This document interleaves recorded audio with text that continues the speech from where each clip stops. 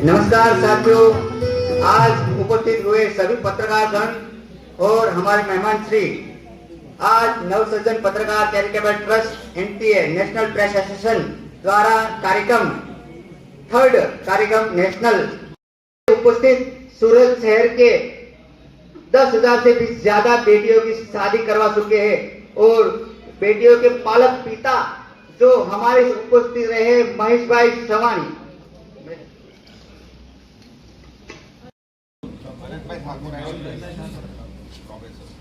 ભરતભાઈ ઠાકોર આપણી વચ્ચે ઉપસ્થિત છે તો તેમનું આપણે સ્વાગત કરીશું। Bharatbhai Thakor, journalist professor VNU, please sir.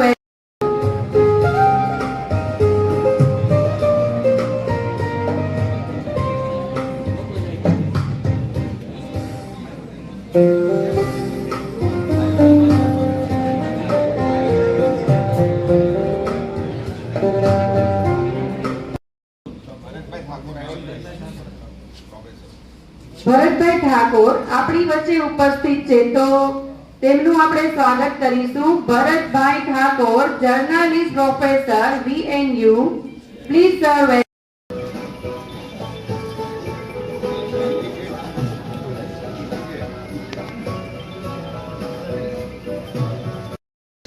द्वारा कई सारे कार्यक्रम किए गए हैं। हमारे प्रेसिडेंट श्री भरजीभाई बारिया दिन रात प्रतिदिन लोगों की सेवा में जुड़े रहते हैं। ओनली पत्रकार ही नहीं बल्कि कोई भी समस्या हो लोगों की समस्या में वो पूरा दिन मैं उसके साथ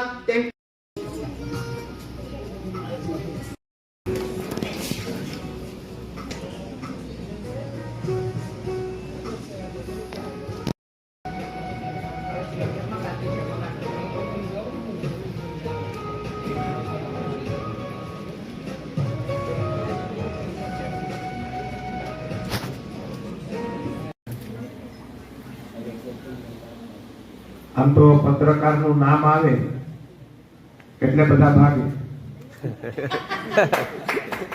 પત્રકારો એટલે મને એવું લાગે છે કે રાજકારણી બીવે, અધિકારીઓ બીવે, અગ્રણીઓ પણ બીવે અને ખોટકો પણ બીવે। એનું નામ પત્રકાર। એટલે તમે બધા કરતા હિંમતવાન એટલે પત્રકાર। પણ તમારી જિંદગી પર અમે ક્યારેક ક્યારેક જોઈએ તો આમથી તેમ અહીંયા 5 વાગે પ્રોગ્રામ છે, ત્યાં 6 વાગે પ્રોગ્રામ છે, ત્યાંનો ફોટા પાડવા, ત્યાંનું આઈટિંગ લેવું, એટલે દોડાદોડી વાળી જિંદગી। એવી તમારી લાઈફ રાતે 1-2 વાગ્યા સુધી હું લગભગ નરેશભાઈ બધાને ઘણી બધી વખત વાત કરું, મનોજભાઈ બધાને, તો 2 વાગ્યા સુધી જાગવાનું, સવારમાં બધાને નવા ન્યૂઝ પહોંચાડવાના અને લગભગ 80% દેશ કે 80% લોકો બ્રશ કરતા કરતા તમારું લખેલું વાંચે અને ત્યારે જ એની સવાર પડે। એક જેમ બ્રશ કરવાની ટેવ હોય એમ પેપર વાંચવાની પણ એક ટેવ હોય। સોશિયલ મીડિયાના જમાનામાં હવે તો અડધી કલાકે 10-10 મિનિટે બધું અપડેટ કરે છે, છતાં પણ પેપર વાંચવું એક હેબિટ પડી ગયેલી હોય છે। દરેક પત્રકાર મિત્રોને તમારી ભાગદોડ વાળી કદાચ બધા કરતા વધારે જિંદગીની ભાગદોડ તમારા જીવનમાં છે અને તમે જે લખો, અત્યારના પત્રકાર 70% સાચા છે, 30% ખોટા પણ છે। એમના માટે થઈને પત્રકારથી 30% ખોટા છે એને એસોસિએશન દ્વારા આયોજિત વાર્ષિક સભામાં તમામ વડીલશ્રીઓ, સ્વામીજી, આપ સર્વ પત્રકાર ભાઈઓ અને બહેનો, આમ તો પત્રકારનું નામ આવે એટલે બધા ભાગે। પત્રકારો એટલે મને એવું લાગે છે કે રાજકારણી પીવે, અધિકારીઓ પીવે, અગ્રણીઓ પણ પીવે અને ખોટા લોકો પણ પીવે. એનું નામ પત્રકાર. એટલે તમે બધા કરતા હિંમતવાન એટલે પત્રકાર. પણ તમારી જિંદગી પણ અમે ક્યારેક ક્યારેક જોઈએ તો આમથી તેમ અહીંયા 5 વાગે પ્રોગ્રામ છે, ત્યાં 6 વાગે પ્રોગ્રામ છે, ત્યાંનો ફોટા પાડવાનું, ત્યાંનું આઈટિંગ લેવું, એટલે દોડાદોડી વાળી જિંદગી. એવી તમારી લાઈફ રાતે 1-2 વાગ્યા સુધી હું લગભગ નરેશભાઈ બધાને ઘણી બધી વખત વાત કરું, મનોજભાઈ બધાને, તો 2 વાગ્યા સુધી જાગવાનું, સવારમાં બધાને નવા ન્યૂઝ પહોંચાડવાના, અને લગભગ 80% દેશ કે 80% લોકો બ્રશ કરતા કરતા તમારું લખેલું વાંચે, અને ત્યારે એની સવાર પડે. એક જેમ બ્રશ કરવાની ટેવ હોય એમ પેપર વાંચવાની પણ એક ટેવ હોય. સોશિયલ મીડિયાના જમાનામાં હવે તો અડધી કલાકે 10 મિનિટે બધું અપડેટ રહેશે, છતાં પણ પેપર વાંચવું એક હેબિટ પડી ગઈ હોય છે. દરેક પત્રકાર મિત્રોને તમારી ભાગદોડ વાળી જીવન કદાચ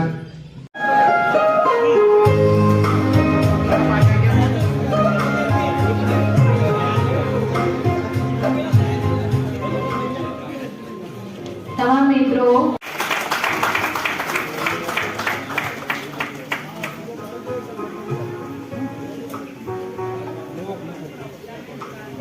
થેન્ક યુ. ત્યાં તમારા માટે થઈ જાય એકવાર, કારણ આ કોઈ નાની વાત નથી. જ્યારે સુરત શહેરની જનતા આરામથી સૂતી હોય છે, જ્યારે સુરત શહેરની જનતા મોજ મજાને મસ્તીમાં હોય છે, ત્યારે સાચાને સાચા અને જૂઠાને જૂઠા ઠેરવવાની હિંમત જો કોઈ વ્યક્તિમાં હોય તો એક અને માત્ર એક જ આ પ્રેસ કોન્ફરન્સ છે. જોરદાર તાળી થઈ જાય તમારા માટે. અત્રે ઉપસ્થિત મહેમાનો અને ન્યૂઝ ચેનલના તંત્રી, કારોબારી, પ્રેસિડેન્ટ, આ બધા જ વ્યક્તિઓ એ કોઈ સામાન્ય વ્યક્તિ નથી, કારણ કે સાચું બોલવાની તાકાત સાચા વ્યક્તિમાં જ હોય, અને એ તમે અને માત્ર તમે જ છો જે સાચાને પ્રતિબિંબ બતાવો છો, એપ્રિસિએશન કરો છો, અને ખોટાને એની હકીકત જણાવી અને યોગ્ય સ્થાને મોકલો છો. ખરેખર આપ છો તો શિક્ષણ અને આરોગ્ય અને સમાજની દરેકે દરેક વ્યક્તિ સુરક્ષિત છે, તમારાથી ડરે છે, તમારી દરેક વાતથી ઓળખે છે અને તમને માન સન્માન આપે છે. આ કોઈ નાની વાત નથી મિત્રો.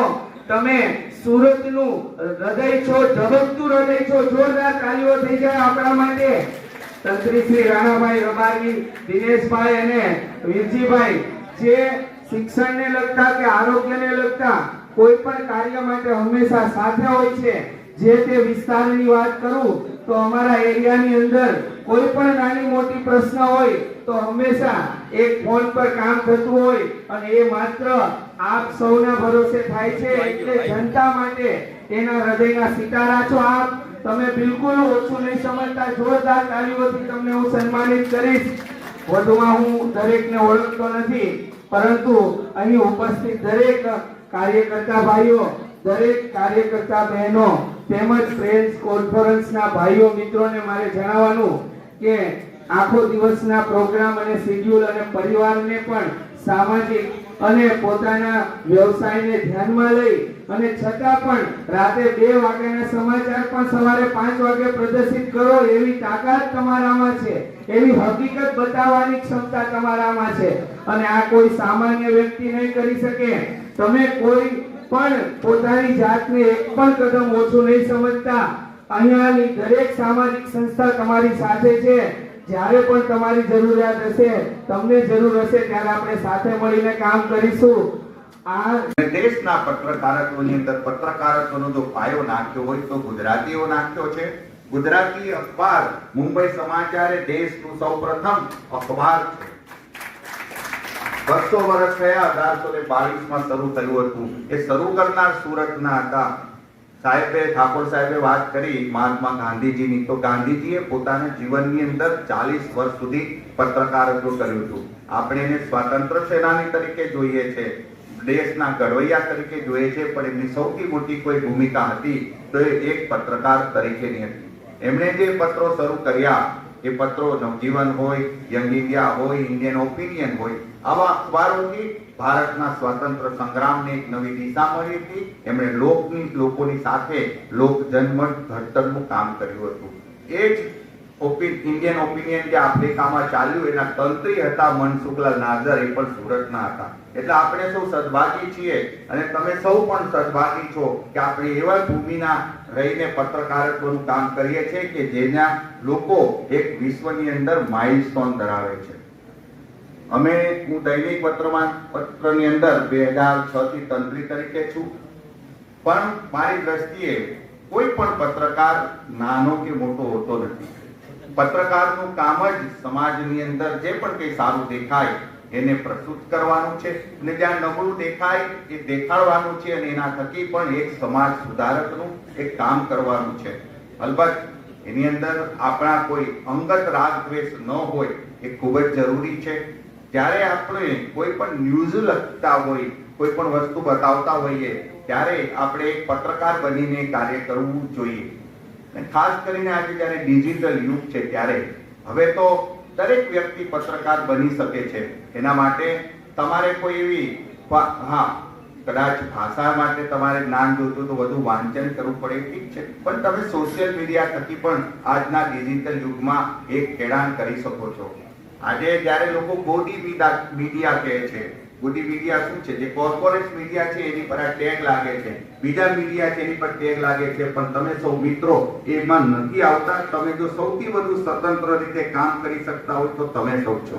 એટલે તમે ધારો તો સમાજની અંદર અથવા શહેરની અંદર ક્યાંય પણ એવા પ્રશ્નો હશે, એ નિર્ભીકતાથી અને કોઈ પણ શે શરમ વગર તમે ઉઠાવી શકો. કારણ હું એવું માનું છું કે કોઈ પણ મીડિયા હાઉસ બને તો એના માટે એને સંચાલન કરવા માટે ખૂબ બધી આર્થિક વ્યવસ્થા જોતી હોય છે. તમે એને પાર કરીને એને સાઈડમાં મૂકીને પણ એક સારું કાર્ય કરી શકો અને સમાજને એક સારી દિશા બતાવી શકો છો.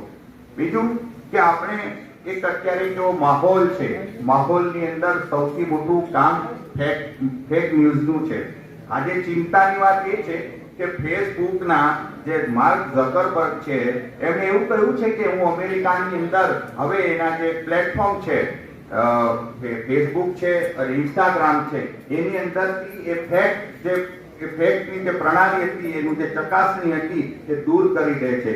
એટલે સૌથી મોટી આપણી સામે ભવિષ્યમાં જો કોઈ પડકાર આવવાનો છે તો એ સોશિયલ મીડિયા દ્વારા જે લોકો પોતે પોતાના હિત સાધવા માંગે છે, સમાજ આયોજિત નેશનલ પ્રેસ એસોસિએશન દ્વારા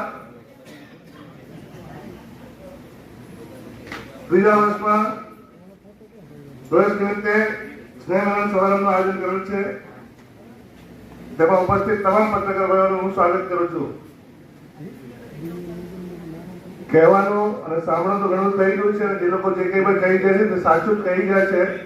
અમારા આગળ જે કંઈ બોલી ગયા એ પણ સારી રીતે બોલી ગયા છે અને બધા સમજે જ છે. પણ ખાસ કરીને પત્રકારો માટે જે હિત થઈએ હોવું જોઈએ તે લગભગ કોઈની પાસે નથી. આપણા નેશનલ પ્રેસ એસોસિએશનનો હેતુ એ જ છે કે પત્રકારોના હક અને હિત માટે કાર્ય કરવામાં આવે. હું આ મંચ પરથી આજ રોજ અત્યાર સુધી ઘણું બોલી ગયો છું અને ઘણું લોકોને ગમે નહીં છે મારું બોલવાનું. હું જાણું છું મને બોલતા નથી આવડતું, છતાં પણ આજે હું એક પ્રસ્તાવ રાખીશ અને નેશનલ પ્રેસ એસોસિએશન અમારા ગુજરાત પ્રદેશના પ્રમુખ શ્રી હજીભાઈ બારૈયાને જરૂર જણાવીશ અને સાથે મારી ટીમને પણ હું જણાવવા માંગુ છું કે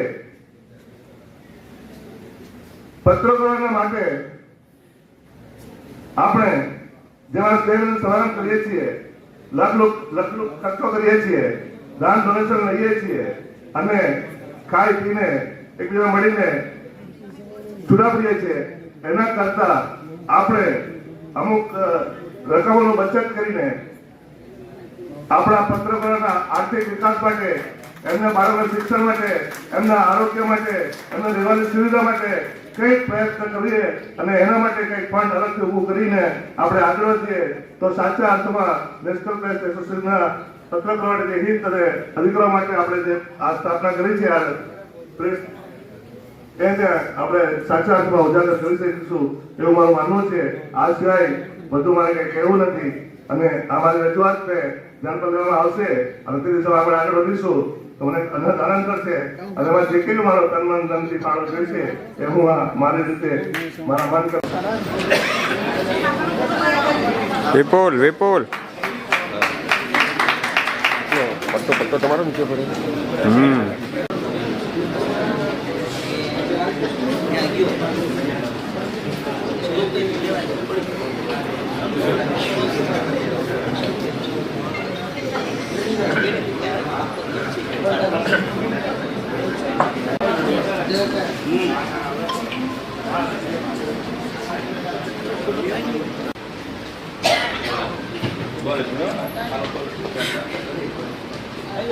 આવી જાય ટ્રોફી લઈ લો.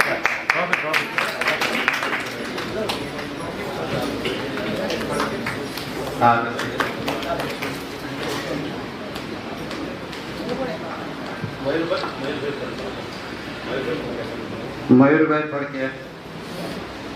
હા બોલો. પણ આયોજક સમિતિએ અમને ઇન્વાઇટ કરીને આટલા બધા પત્રકારોની વચ્ચે બોલવાનો અવસર મને પ્રાપ્ત થયો એ બદલ હું આયોજક સમિતિને આભારી છું.